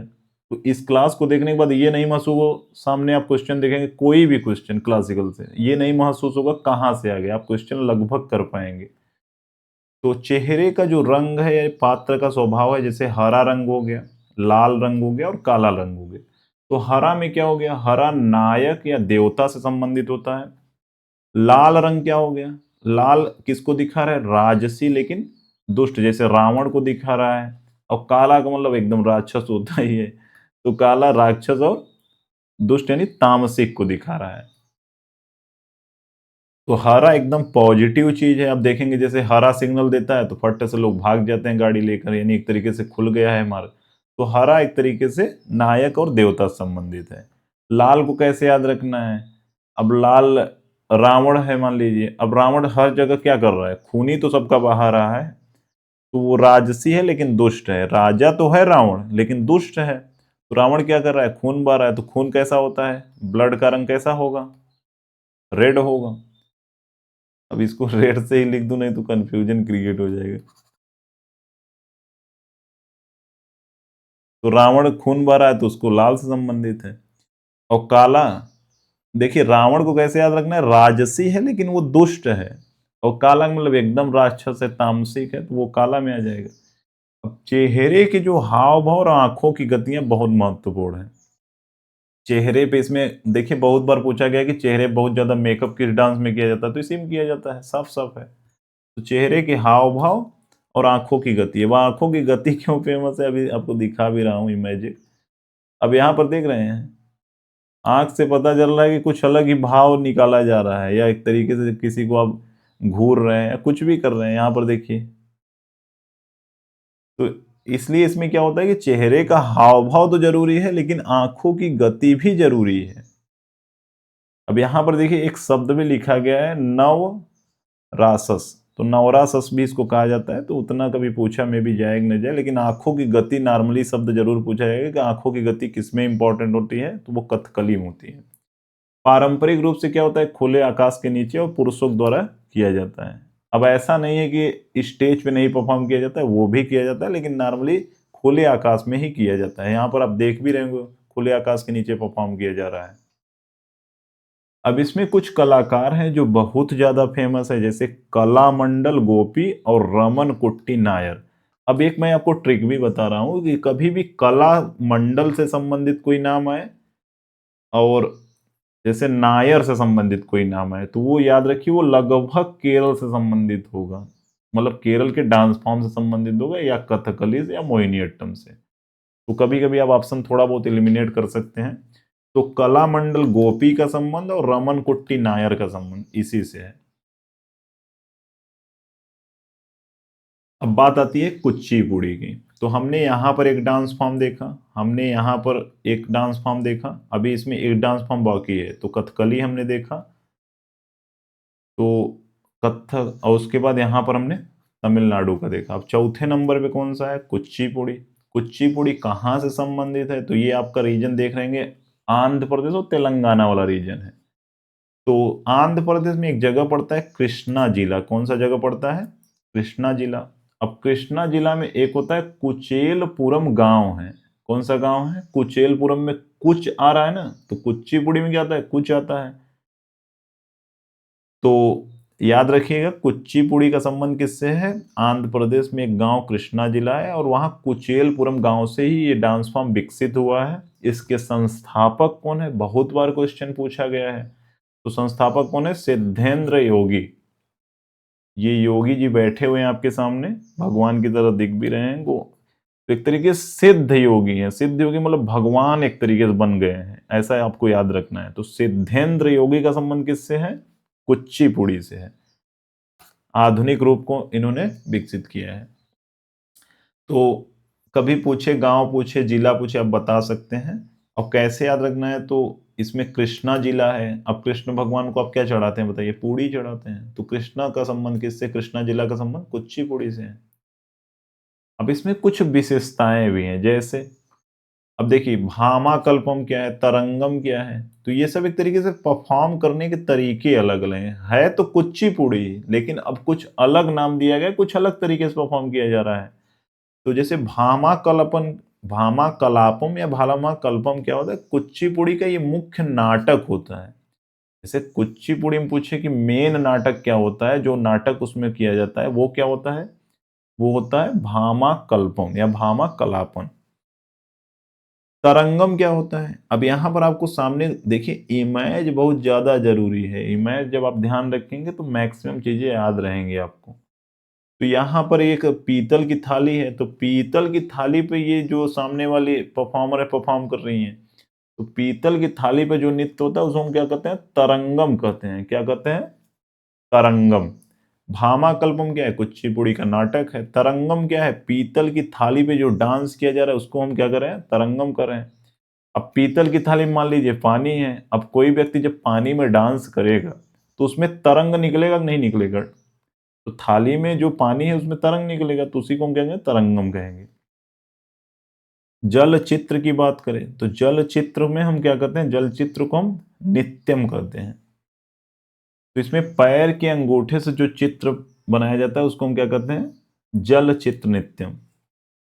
यहाँ आपके सामने देख भी रहे होंगे कि ये पूरा पूरा ये जो बनाया गया है वो पैर के अंगूठे से बनाया गया है। तो पैर के अंगूठे से जब चित्र बनाया जाता है तो उसको हम जल चित्र नित्यम कहते हैं।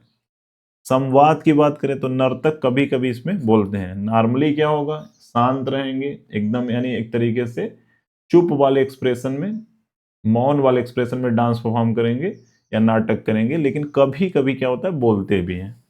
तो ये चीज याद रखना है। भामा कल्पम समझ गए, तरंगम समझ गए, तरंग थाली में निकल रहा है इसलिए हम तरंगम कर रहे हैं, पीतल की थाली में डांस करना। जल चित्र नित्यम क्या होता है कि जल चित्र, जल यानी अब देखिए रंग एक तरीके से घोला हुआ है जल में, अब उसी से चित्र बनाया, तो जल चित्र नृत्यम उसको बोल रहे हैं।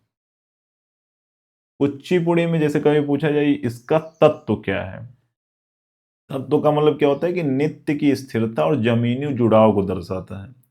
जैसे कोई भी नृत्य परफॉर्म किया जा रहा है, तो उसी प्रकार इस नृत्य में क्या है कि नृत्य की जो स्थिरता की बात है और नृत्य का जमीनी जुड़ाव का जो बात है वो किससे संबंधित है, वो पृथ्वी से संबंधित है। किससे संबंधित है, पृथ्वी से, यानी अर्थ से। कभी पूछे कि कुचिपुड़ी का तत्व क्या है, तो वो अर्थ है।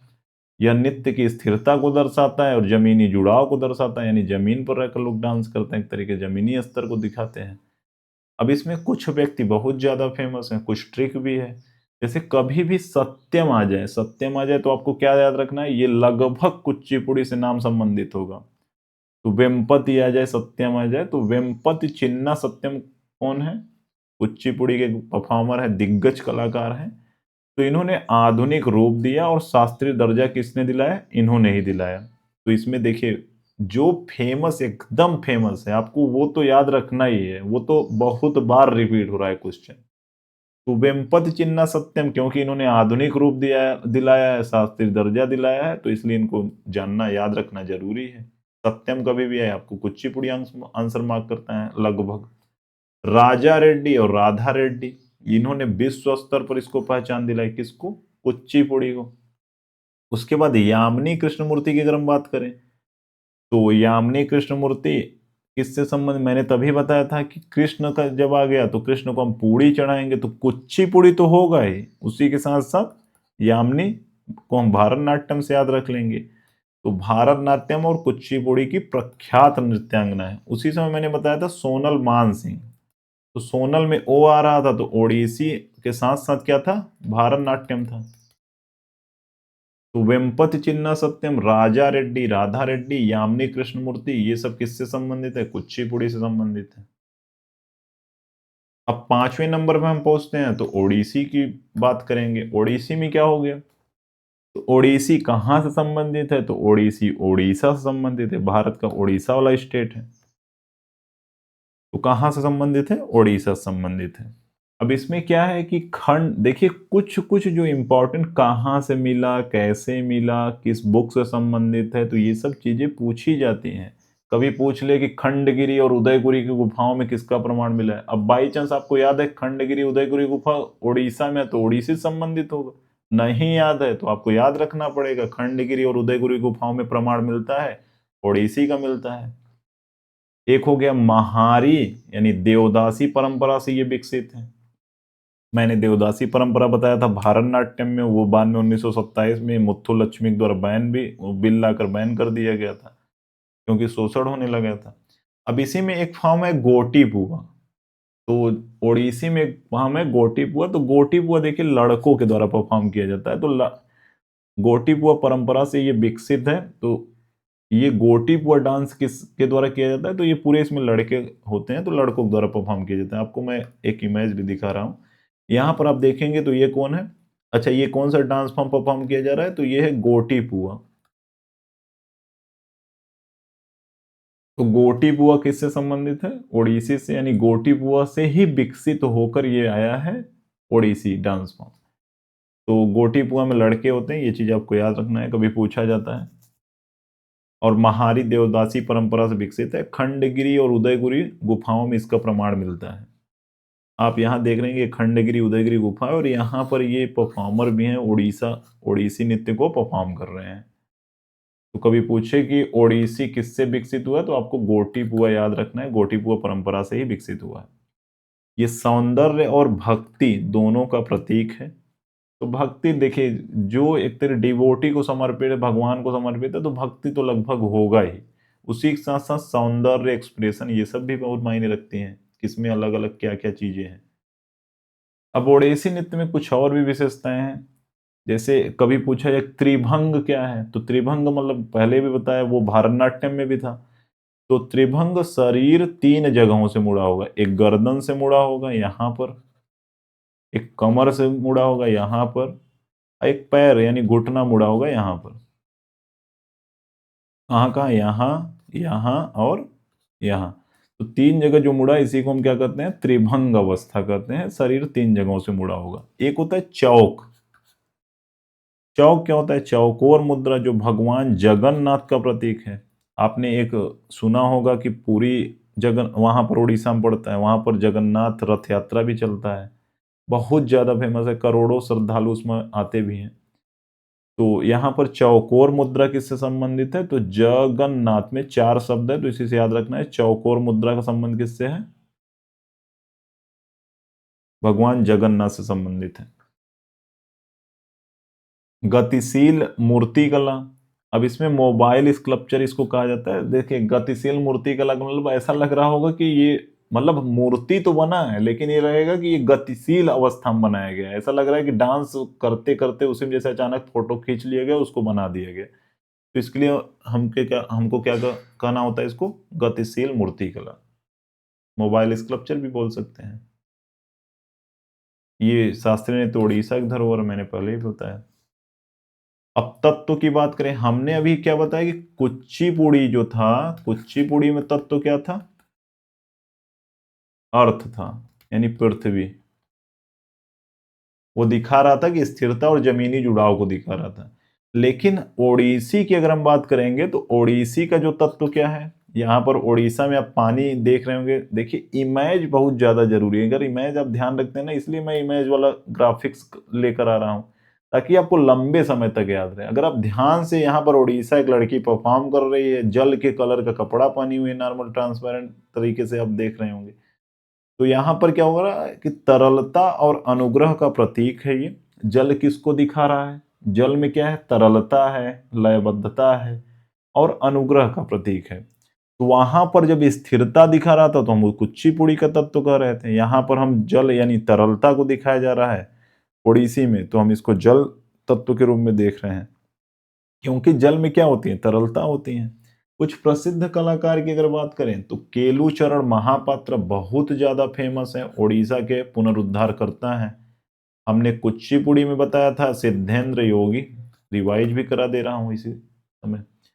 तो केलुचरण महापात्र, अब देखिए महापात्र, देखिए जो एक तरीके से सब कास्ट है, वहां से आप समझ सकते हैं। अगर आपको थोड़ा बहुत ध्यान देंगे ना, तो आपको समझ में आएगा ये इस स्टेट से होगा। मैंने बताया कलामंडल, रमन कुट्टी नायर, ये सब केरल वाले रीजन में लोग हैं। तो ऐसे थोड़ा बहुत गेस भी कर सकते हैं, वो लगभग सही भी होगा। तो केलुचरण महापात्र कहाँ पर? महापात्र ज्यादातर कहाँ पर होते हैं? वो उड़ीसा वाले रीजन में होते हैं। तो केलुचरण महापात्रा ओडिसी के पुनरुद्धार करता है, बहुत फेमस है, इनको बहुत अवार्ड भी मिला है, याद रखना है आपको। सोनल मानसिंह, सोनल मानसिंह मैंने बताया था, सोनल में ओ है, ओ से क्या है? ओडिसी। और सोनल मानसिंह में एक चीज और है, भारतनाट्यम प्लस ओडिसी। सजुक्ता पाड़ीग्रह, ये भी ओडिसी से संबंधित कलाकार है। तो केलुचरण महापात्रा सबसे फेमस है, सोनल मानसिंह 2 के लिए जानी जाती है, सयुक्ता पाड़ीग्रह भी बहुत फेमस कलाकार हैं ओडिसी में। अब 6वें नंबर पे आता है मणिपुरी। क्या आता है? मणिपुरी। आप ध्यान से देखिए, ये चीज अंदर मत बैठाए कि क्लास लंबा हो रहा है। क्लास लंबा हो रहा है, लेकिन एक बार आपको देखना है ना कि आप एक आधा थोड़ा 10-20 मिनट कम की क्लास खत्म भी कर लें और आपके अंदर डाउट रहे कि इसके बाहर कुछ आ गया, तब इस क्लास को देखने के बाद कुछ बाहर से लगभग नहीं आ सकता। 99% क्वेश्चन यहीं से बनेगा, अगर क्लासिकल डांस से बने और ऐसा क्लास शायद ही यूट्यूब पे अवेलेबल भी होगा। अगर आप क्लास देखे होंगे तो खुद ही आप समझ पा रहे होंगे कितना रिसर्च इसमें लगा हुआ है। तो मणिपुरी की अगर हम बात करें तो मणिपुरी नृत्य का इतिहास, अब यहाँ पर देखिए, ये भारत के मैप में हम ये वाला जो रीजन है, ये मणिपुर का रीजन है। ये वाला रीजन क्या है? मणिपुर से संबंधित है। तो देखिए क्या होता है ना कि जैसे कोई भी जो स्टेट होता है, तो वो ट्रांजिशन धीरे धीरे, जैसे मान लीजिए उड़ीसा में कोई नृत्य हो रहा है, तो थोड़ा बहुत बॉर्डर में दूसरे राज्य में भी जा सकता है। ऐसा कोई वो नहीं है कि बॉर्डर खींच दिया गया और दूसरे राज्य में थोड़ा बहुत परफॉर्म नहीं कीजिए। वो धीरे धीरे विकसित हो, जैसे दुर्गा पूजा देखिए, दुर्गा पूजा बंगाल में होता है तो पूरे देश में हो रहा है, तो वो धीरे धीरे फैल जाता है।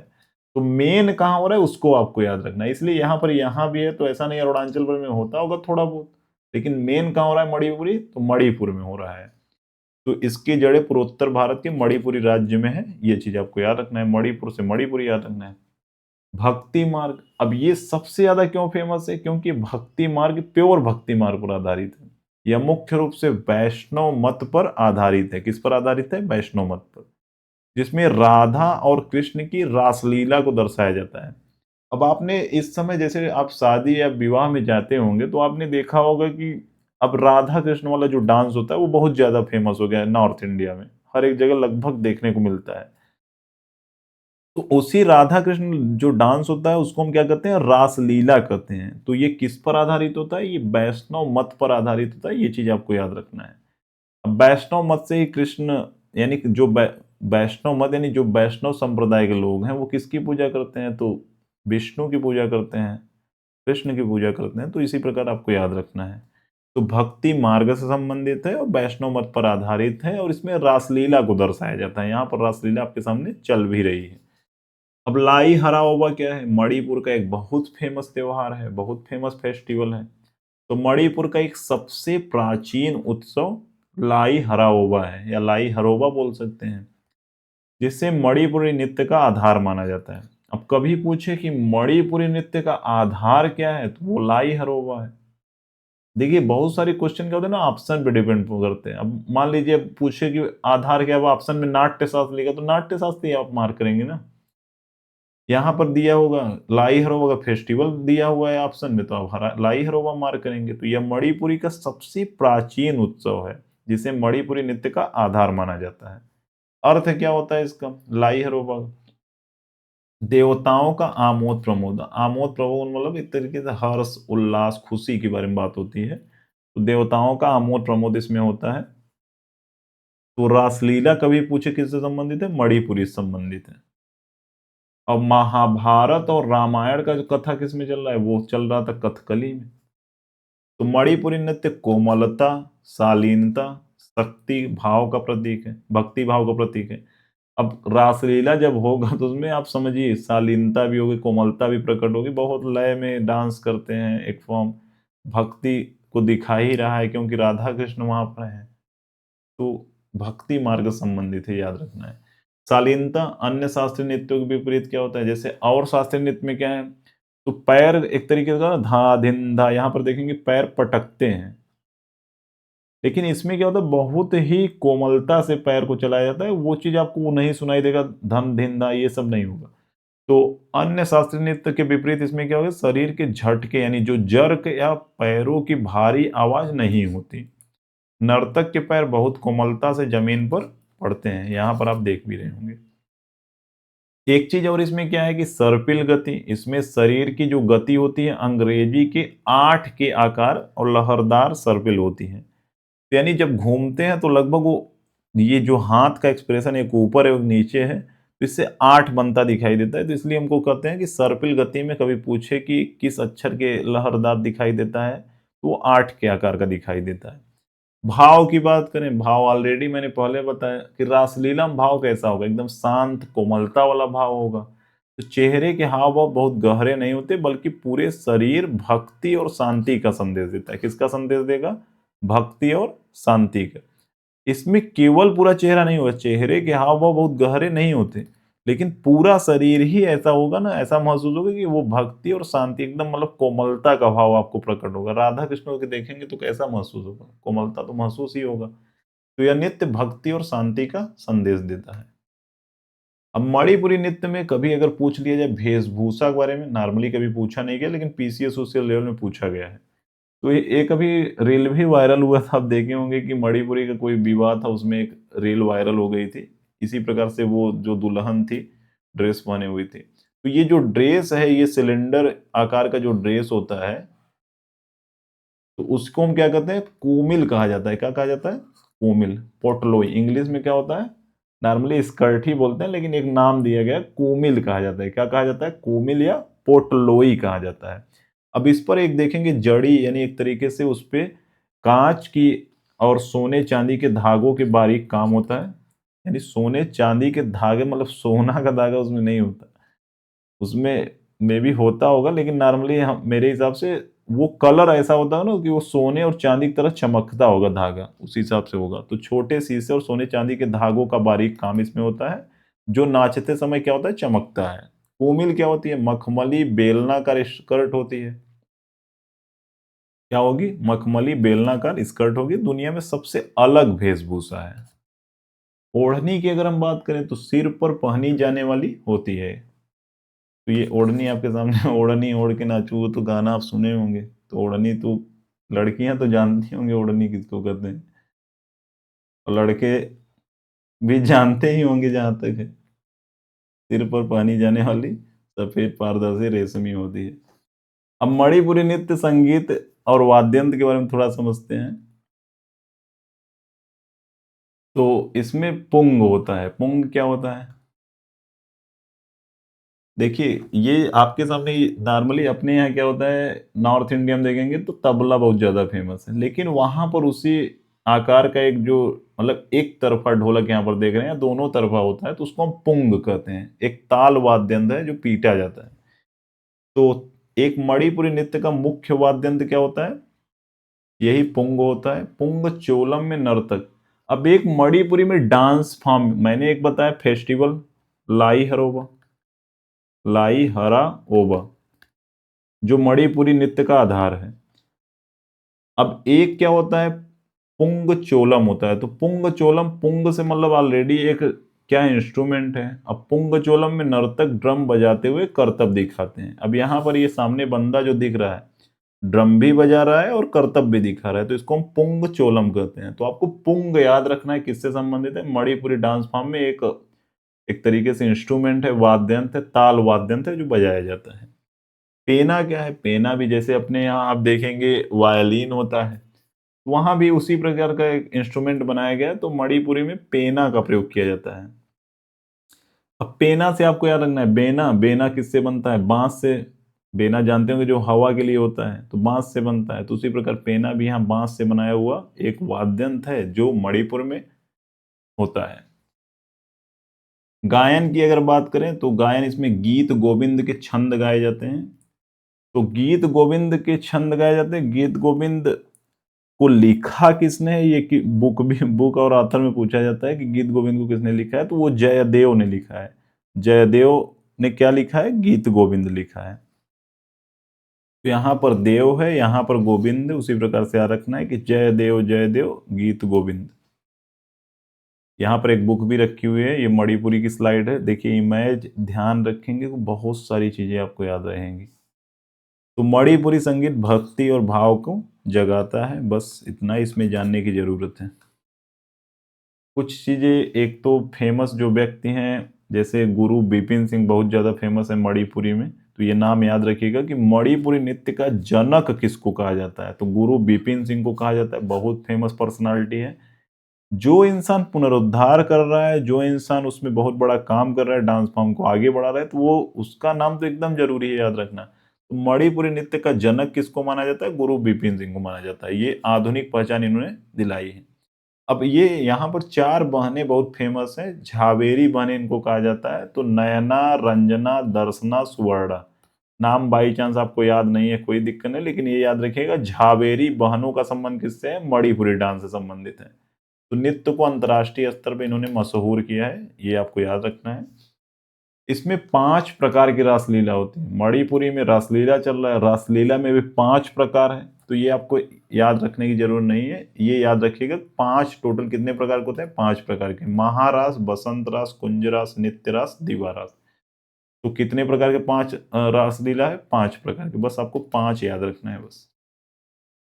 अब 7वें नंबर पर, उसके बाद 8वां, और कुछ 9वें में थोड़ा बहुत जानना है, बस खत्म। उसके बाद क्वेश्चन देखेंगे हम लोग। तो 7वें नंबर पे आता है मोहिनी अट्टम। मोहिनी अट्टम। अब मैंने एक बताया था, क्यों तुरंत साथ नहीं लिए, कि थोड़ा सा आगे होगा तो उसको पीछे वाले को थोड़ा रिवाइज कराऊंगा। जैसे कथकली यहां पर था, के बाद मैंने कहा था यल भूल जाना, यम याद रखना है।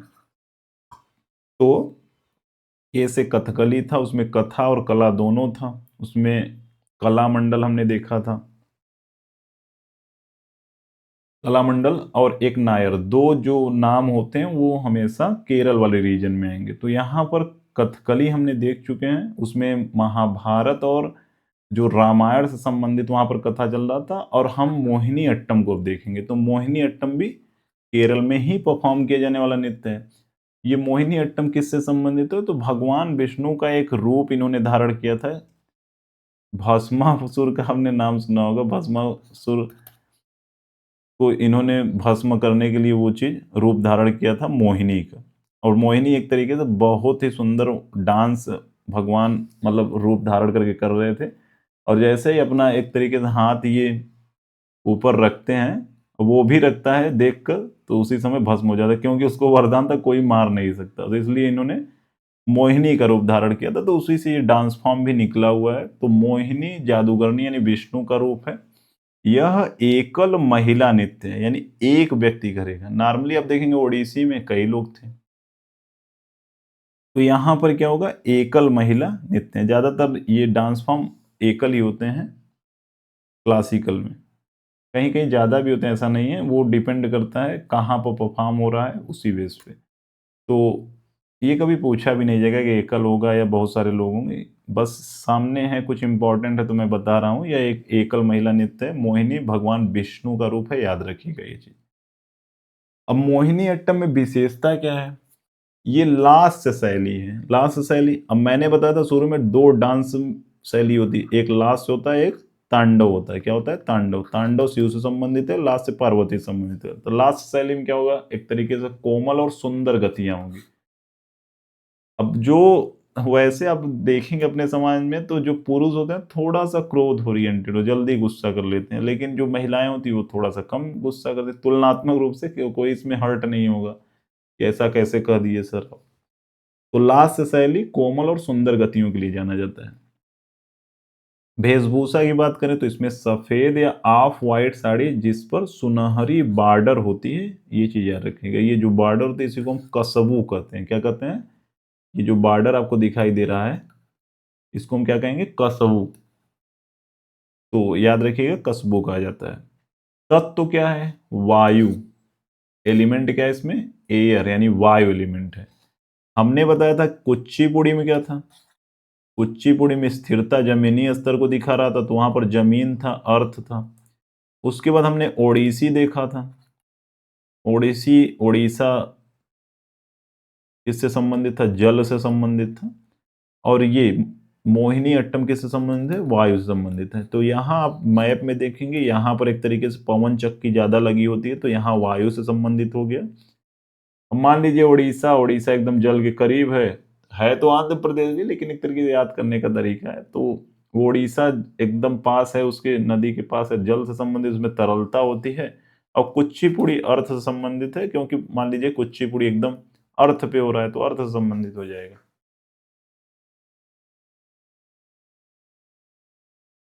अब यहाँ पर कुछ पुनरुद्धार और कलाकार के नाम है। तो पुनरुद्धार में सबसे ज्यादा फेमस नाम आएगा वलथोल नारायण मेमन।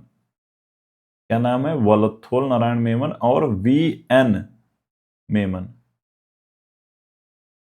तो वी एन मेमन और वलथोल नारायण मेमन को हम क्या कहेंगे? वी एन मेमन ही एक ही नाम है, अलग अलग लिखा गया, हो सकता है मैं भी अलग हो।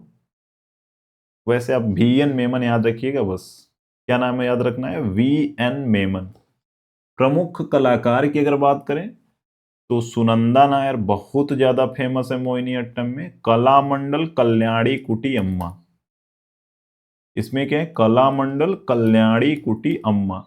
तो देखिए ये भी कल्याणी कुटी, कलामंडल, ये सब केरल वाले रीजन में आ रहे हैं। तो कभी कभी आपको गेस भी करना हो तो बुद्धि लगा करिए, ऐसे तुक्का मत मार दीजिए। तो सुनंदा नायर बहुत फेमस है मोहिनी अट्टम में, याद रखिएगा। कलामंडल कल्याणी कुटी अम्मा भी फेमस है। रमन कुट्टी नायर हमने देखा था कथकली में फेमस थे। अब 8वें नंबर पे हम लोग पहुंच चुके हैं, वो ये लास्ट भी है, सत्रिय। तो सत्रिय असम का शास्त्रीय एक तरीके से गौरव है। असम में मनाया जाने वाला या परफॉर्म किया जाने वाला एक नृत्य है। परिचय की बात करें तो इसके संस्थापक कौन है? श्रीमंत शंकर देव। कौन संस्थापक हैं? श्रीमत शंकर देव इसके संस्थापक हैं। कहाँ पर है? तो यहाँ पर मैप में आप देखेंगे, ये असम राज्य अगर आपको याद होगा। मैप मैं इसलिए लाता हूँ ताकि और आपको क्लियरिटी मिले। असम से संबंधित है। 15वीं सदी में ये फेमस हुआ। कब फेमस हुआ? 15वीं सदी में। उद्देश्य क्या है? वैष्णव धर्म का प्रसार करना। किसका प्रसार करना? वैष्णव धर्म का प्रसार करना। शास्त्रीय दर्जा की अगर बात करें तो इसको हम 2000 में शास्त्रीय दर्जा मिला, सबसे लास्ट भी है। जैसे 8 संगीत नाटक अकादमी के आधार पर कितने, 8, और 8 में सबसे लास्ट कौन सा है, तो क्लासिकल दर्जा 2000 में इसको मिला, यही सबसे लास्ट है शास्त्रीय।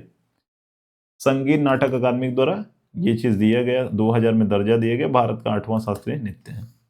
प्रमुख तत्व और शब्दावली की बात करें तो इसमें जो सत्र होता है, जैसे क्या होता है ना कि वैष्णव मठों में ये विकसित हुआ है, तो वैष्णव मठ को हम क्या करते हैं, सत्र कहते हैं।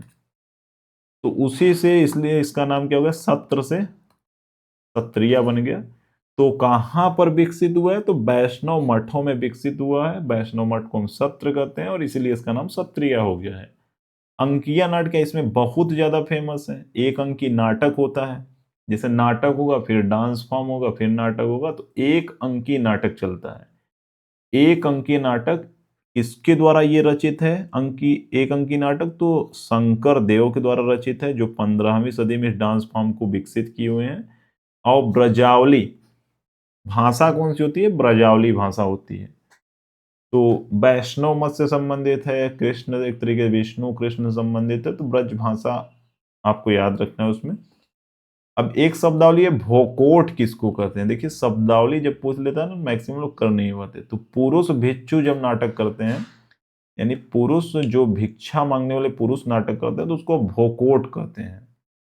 क्या कहते हैं, भोकोट। तो सत्र आपको याद रखना है। अंकिया नाटक बहुत ज्यादा फेमस है, शंकरदेव द्वारा रचित है और ब्रजावली भाषा में इसको किया जाता है। 15वीं सदी में विकसित हुआ, असम से संबंधित है, वैष्णव धर्म का प्रचार मेन उद्देश्य है। 2000 में मान्यता मिला, संगीत नाटक के द्वारा 8वां है, शंकरदेव द्वारा विकसित किया गया है। अब इसमें देखिए संगीत की बात करें तो कौन सा संगीत प्रयोग किया जाता है, तो इसमें बोर गीत का प्रयोग किया जाता है। अब जहां भी कभी भी आपको बोर शब्द आ जाए, तो बोर शब्द आ जाए तो आपको क्या याद रखना है, ये असम वाला रीजन से संबंधित होगा। सॉरी यहाँ नहीं, यहाँ आपको याद रखना है, तो ये असम वाले रीजन से संबंधित होगा।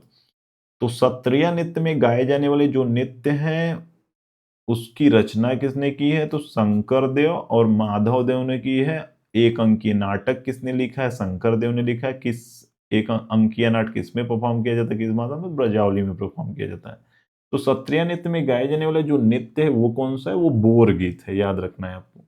वाद्यंत्र की बात करें, नॉर्मली कभी पूछा नहीं जाएगा, फिर भी आपको याद रखना है, खोल, ताल और बांसुरी इसमें प्रयोग किया जाता है।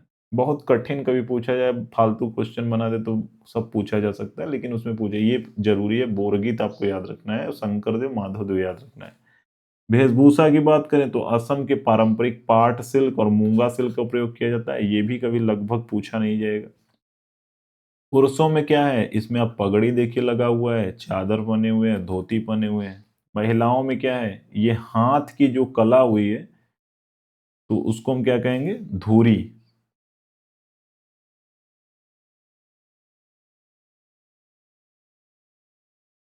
तो यहाँ पर जो देखें ये फॉर्म बना हुआ है, इसको हम घूरी कहेंगे। चादर तो है ही, कांची, कांची किसको कहते हैं, कमरबंद को ही कांची कहा जाता है। तो बस वेशभूषा भी उतना पूछा नहीं जाता। ये बोरगी क्षत्रिय शंकरदेव आपको याद रखना है। इसमें विषय वस्तु क्या है, तो इसमें भगवान कृष्ण और भगवान राम की पौराणिक कथाओं और लीलाओं पर यह आधारित होता है। किस पर आधारित होता है, अभी मैंने देखा मणिपुरी में क्या था, मणिपुरी में रासलीला था। कथकली में क्या था, कथकली में हमने देखा वहां पर महाभारत रामायण की कथा चल रही थी। सत्रियम मैंने बताया कि भगवान कृष्ण और भगवान राम की पौराणिक कथाओं और लीलाओं पर आधारित होता है। तो बस इसी प्रकार रखना है, भगवान कृष्ण और भगवान राम की पौराणिक कथा और लीलाओं पर आधारित होता है। यहाँ पर कृष्ण भी है, राम भी है। ये दोनों किसके अवतार हैं, तो विष्णु के अवतार हैं। वैष्णव धर्म संबंध, वैष्णव मत को आगे बढ़ाने के लिए इसको लाया गया है। सूत्रधार क्या है, तो इसमें देखिए होता क्या है, अंकिया नाट और सत्रिय प्रदर्शन में महत्वपूर्ण भूमिका क्या क्या होती है कि नर्तक और दर्शकों के बीच की ये कड़ी है। कड़ी क्यों है, जो कहानी को समझाता है। यहाँ पर सामने एक व्यक्ति है, यहाँ पर दर्शक है, ये कहानी को समझा रहे हैं, बीच बीच में फिर डांस परफॉर्म होगा, फिर कहानी चलेगी, फिर डांस परफॉर्म होगा। डांस जो होगा वो कौन होगा, सत्रिय होगा, और नाटक जो होगा उसे हम अंकिया नाटक कहेंगे। तो नाटक फिर डांस फिर नाटक, उसी हिसाब से चलेगा। तो वो नर्तक और दर्शकों के बीच की कड़ी है, जो सामने व्यक्ति खड़ा है सूत्रधार उसको कहते हैं। बस खत्म। अब 9वां पे हम लोग देखेंगे, थोड़ा सा इसमें और जानना है बस। 9वां छऊ, ये संस्कृति मंत्रालय के द्वारा मान्यता दी गई है, जबकि साहित्य नाटक अकादमी ने कितना कहा है? 8 ही कहा है। 8वां कौन था? 2000 में सत्रिय, अभी लास्ट वाला हमने देखा। तो यहां पर आपको याद रखना है कि ये वाला जो रीजन है, ये कौन सा रीजन है? झारखंड, छत्तीसगढ़ वाला रीजन है। उसके बाद यहां पर ये वाला जो रीजन है वो कौन सा रीजन है? पश्चिम बंगाल वाला। सॉरी, मैं क्या बोल रहा हूं, यहां पर मैप में पूरा गलत बन गया है। आपको याद रखना है कि मैं फिर से मैप बना दे रहा हूं। तो ये जो छऊ सरायकेला, सरायकेला कहाँ है? झारखंड में है। तो यहां पर है झारखंड, यहां पर है छत्तीसगढ़, यहां पर है उड़ीसा, यहां पर है पश्चिम बंगाल। तो पश्चिम बंगाल में एक जगह कौन सी है? वो है पुरुलिया। पुरुलिया जो वहां पर होगा वो मैं भी जानता भी होगा। तो पुरुलिया छऊ क्या होता है? पश्चिम बंगाल में है। सरायकेला छऊ कहाँ है? ये ऊपर वाला क्या है? सरायकेला। और ये मयूरभंज कहाँ है? यहाँ है, उड़ीसा। तो ये छत्तीसगढ़ से कोई मतलब नहीं है। तो आपको झारखंड में क्या हो रहा है? सरायकेला छऊ। उसके बाद पुरुलिया कहाँ हो रहा है? पुरुलिया आपको हो रहा है पश्चिम बंगाल से। पुरुलिया में प है, पश्चिम बंगाल में प है, तो पुरुलिया पश्चिम बंगाल संबंधित है। मयूरभंज उड़ीसा में है, लोहे की खान बहुत ज्यादा है, तो आपको उस प्रकार से याद रख सकते हैं। तो मयूरभंज छऊ कहाँ से संबंधित है? उड़ीसा से संबंधित है। अब इसमें एक चीज क्या होता है जो अंतर सबसे विशेष है, कि आपको ये देखिए, सरायकेला कहाँ है? झारखंड में है, और ये पुरुलिया है। तो इन दोनों में किसका प्रयोग किया जा रहा है? मुखौटा का। जबकि ये नीचे वाला जो मयूरभंज वाला छऊ है उसमें मुखौटे का प्रयोग नहीं किया जाएगा, मुखौटा का प्रयोग नहीं किया जाएगा। तो ये ऊपर वाला जो छऊ है, दोनों सरायकेला का छऊ और पुरुलिया छऊ में मुखौटे का प्रयोग किया जाएगा, ये आपको याद रखना है। इसमें उड़ीसा वाले में नहीं किया जाएगा। यहाँ आपके सामने इमेज भी है, यहाँ पर देखेंगे, ये देखेंगे, और यहाँ पर देखेंगे कि मुखौटा नहीं होगा। यहाँ मुखौटा होगा, यहाँ मुखौटा होगा। तो सरायकेला कहाँ पर है? वो सरायकेला झारखंड वाले रीजन में मुखौटा होगा। पश्चिम बंगाल में पुरुलिया पॉपा से याद रख सकते हैं, तो मुखौटा का प्रयोग होगा। और उड़ीसा में मयूरभंज वाला जो रीजन है वहां पर मुखौटा का प्रयोग नहीं होगा। विशेषता क्या है? यह एक मार्शल आर्ट आर्ट नृत्य यानी युद्ध कला से संबंधित है। क्यों इसको बहुत ज्यादा फेमस माना गया है? जब देखिए कोई भी चीज यूनेस्को में आ जाता है ना, तो उसको बहुत ज्यादा फेमस मान लिया जाता है, वो फेमस हो भी जाता है, पूरे दुनिया के लोग उसको जानने लगते हैं। तो यूनेस्को की अमूर्त विरासत सूची में इसको शामिल किया गया 2010 में। तो ये चीज याद रखिएगा, 2010 में छऊ को शामिल किया गया। 3 शैलियां हैं, सरायकेला, पुरुलिया, मयूरभंज। कैसे याद रखना है? S P M, S P M, Saraikela, Purulia प से पश्चिम बंगाल, पुरुलिया में कंफ्यूज ही नहीं होना है। मयूरभंज उड़ीसा में क्लियर है, सरायकेला क्लियर नहीं है तो क्लियर कर लीजिएगा, याद रखिएगा मयूरभंज कहाँ पर है? उड़ीसा में। इसमें मुखौटा का प्रयोग ऊपर वाले में दोनों में किया जाएगा मुखौटा, और नीचे वाले में नहीं किया जाएगा। झारखंड में किया जाएगा और वेस्ट बंगाल में किया जाएगा, उड़ीसा में नहीं किया जाएगा। अब कुछ क्वेश्चन है आपके सामने, जल्दी जल्दी हम लोग मार्क करेंगे, बस क्लास कंप्लीट। सादिर किस नृत्य शैली से संबंधित है? तो सादिर अट्टम, दासी अट्टम, दासियों द्वारा परफॉर्म किया जाने वाला मंदिर नृत्य, ये सब किससे संबंधित? भारतनाट्यम संबंधित है। रुक्मणी देवी अरुणडेल किस नृत्य शैली के लिए प्रसिद्ध है? रुक्मणी देवी अरुणडेल ने कला क्षेत्र की फाउंडेशन की स्थापना की थी, आपको याद आ रहा होगा, भारतनाट्यम संबंधित है। एक हार्य क्या होता है? कि जब एक ही व्यक्ति पूरे चीजों को परफॉर्म करता है तो उसको हम एक हार्य करते हैं। एकल नर्तक द्वारा किए जाने वाले एक हार्य अभिनय किस में होता है? भारतनाट्यम में होता है। ठुमरी, तो कथक में मैंने बताया था ठुमरी घराना, और ध्रुपद था, तराना था। तो ये तीनों क्या ये शैलियां हैं, हिंदुस्तानी शास्त्रीय संगीत की शैलियां हैं। तो ठुमरी गायन शैली किस नृत्य से जुड़ा हुआ है? कथक से जुड़ा हुआ है।